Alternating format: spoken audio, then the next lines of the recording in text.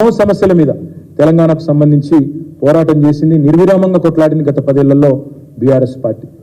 మన రైతులు పండించిన వడ్లను కొనుగోలు చేయకుండా ఆనాడు వ్యవసాయ శాఖ మంత్రిగా నిరంజన్ రెడ్డి గారు, తర్వాత వారితో పాటు మేమందరం పోయి ఢిల్లీలో ఆడికి పోయినప్పుడు మమ్మల్ని అవమానిస్తే నూకలు తినడం నేర్పించండి మీ వాళ్ళకని చెప్తే పిడికిలి బిగించి తెలంగాణ రైతుల పక్షాన ఆనాడు ఢిల్లీ వేదికగా జంతర్ మంతర్లో, అదేవిధంగా తెలంగాణ భవన్లో ధర్నా చేసి మొత్తం దేశం దృష్టిని మన వైపు తిప్పింది బీఆర్ఎస్ మాత్రమే, కేసీఆర్ మాత్రమే.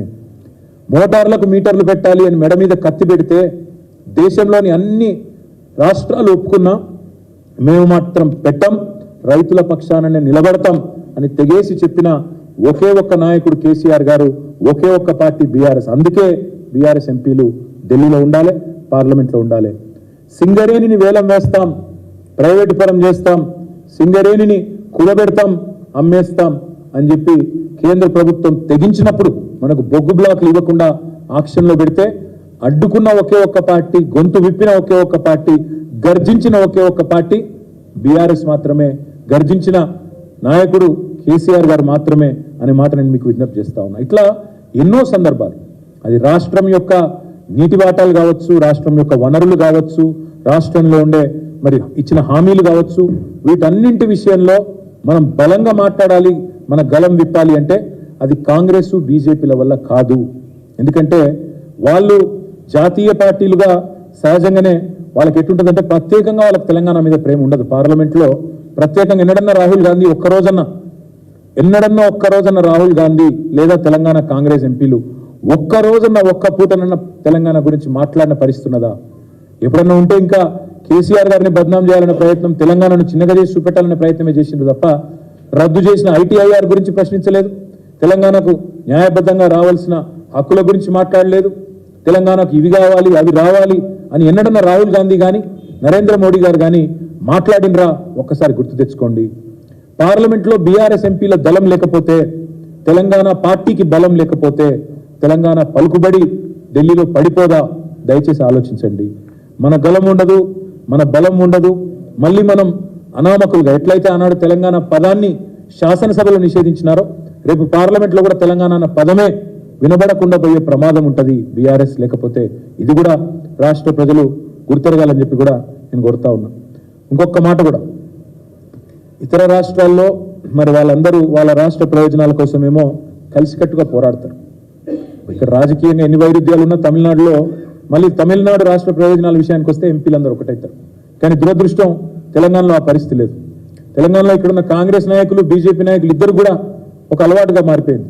తెలంగాణ రాష్ట్రం అంటే ఇక్కడ ఏమన్నా మంచి జరిగితే మొత్తం క్రెడిట్ అంతా కేసీఆర్కే పోతుంది కాబట్టి ఎట్లన్నా ఈ రాష్ట్రానికి ఏమైనా రాకపోయినా లేదా ఈ రాష్ట్రానికి ఏమైనా నష్టం జరిగినా పర్వాలేదు కానీ తెలంగాణ మాత్రం ముందుకు పోవద్దు అన్నట్టు ఎన్నడూ తెలంగాణ జెండాను కానీ ఎజెండాను కానీ పార్లమెంట్లో కాంగ్రెస్ కానీ బీజేపీ కానీ ప్రస్తావించిన పాపాన గత 10 ఏళ్లలో పోలేదు. ఇది వాస్తవం. పార్లమెంటరీ పార్టీ మీటింగులు జరుగుతాయి, ప్రతి పార్టీ, కాంగ్రెస్ పార్టీకి జరుగుతుంది, బీజేపీకి జరుగుతుంది. ఎన్నడన్నా ఒక్కరోజు గత 10 ఏళ్లలో వాళ్ళ పార్లమెంటరీ పార్టీ మీటింగ్లో తెలంగాణ అన్న పదం వినబడ్డదా? దయచేసి ఒకసారి ఆలోచించాలని చెప్పి కూడా నేను కోరుతా ఉన్నాను. తెలంగాణకు న్యాయంగా దక్కాల్సినవి దక్కనప్పుడు, అన్యాయం జరిగినప్పుడు అడిగేది, ప్రశ్నించేది, కలబడేది, నిలబడేది మళ్ళీ కేసీఆర్ దళం మాత్రమే, బీఆర్ఎస్ దళం మాత్రమే, వినబడేది మళ్ళీ కేసీఆర్ గళం మాత్రమే అనే మాట నేను అందుకే మీకు విజ్ఞప్తి చేసేది. రేపు బీఆర్ఎస్ ఎంపీలు ఉండకపోతే పార్లమెంట్లో తెలంగాణ అన్న పదమే మాయమయ్యే ప్రమాదం ఉన్నది.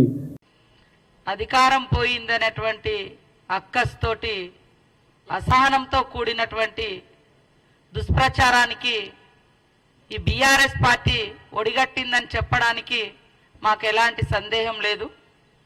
ఎందుకంటే ఇందాక మా పెద్దలు శ్రీధర్ బాబు గారు చెప్పినట్టుగా వారు అసెంబ్లీ సమావేశాన్ని ఏర్పాటు చేయడానికే 36 రోజులు టైం తీసుకున్నటువంటి గనులు వాళ్ళు.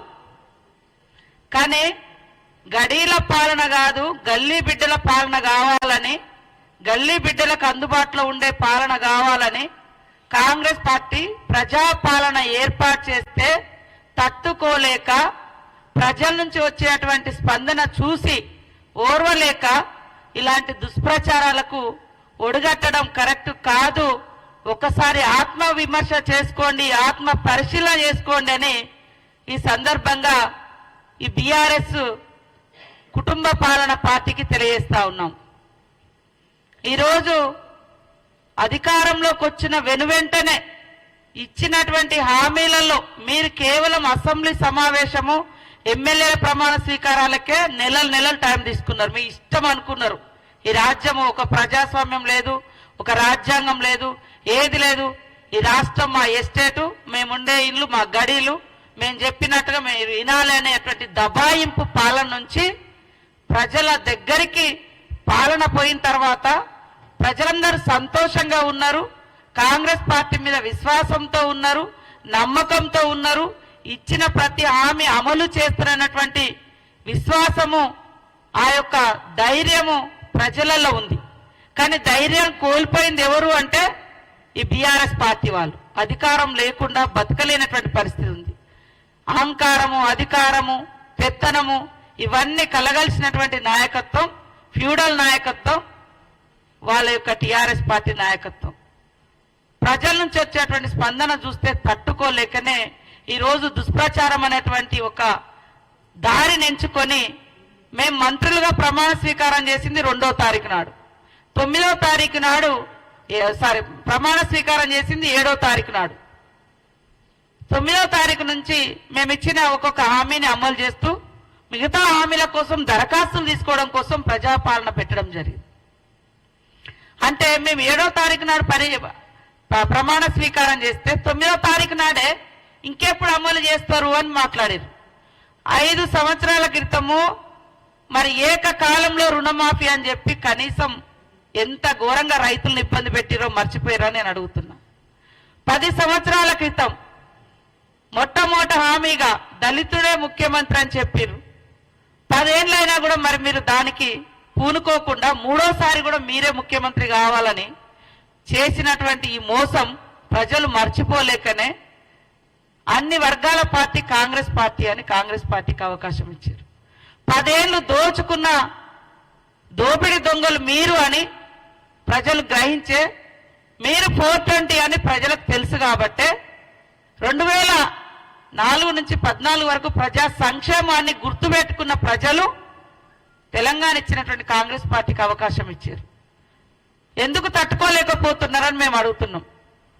ఇవాళ ఒక ప్రజాస్వామ్యబద్ధంగా జరిగినటువంటి ఎన్నికలలో మెజార్టీ మాకొస్తే తెల్లారి నుంచే కూలుస్తాం, పేలుస్తాం ఇని చెప్పేటువంటి మాటలు ఎందుకు ఇంత దురహంకారం మాటలు, ఇట్లాంటి దుర్బుద్ధి అని మేము అడుగుతా ఉన్నాం. కాబట్టి 420 మీరు ఇచ్చినటువంటి హామీలు అమలు చేయకుండా 10 సంవత్సరాలు ఇష్టానుసారంగా గడీల పాలనను గల్లీ బిడ్డల మీద రుద్ది ఎంజాయ్ చేసింది మీరు.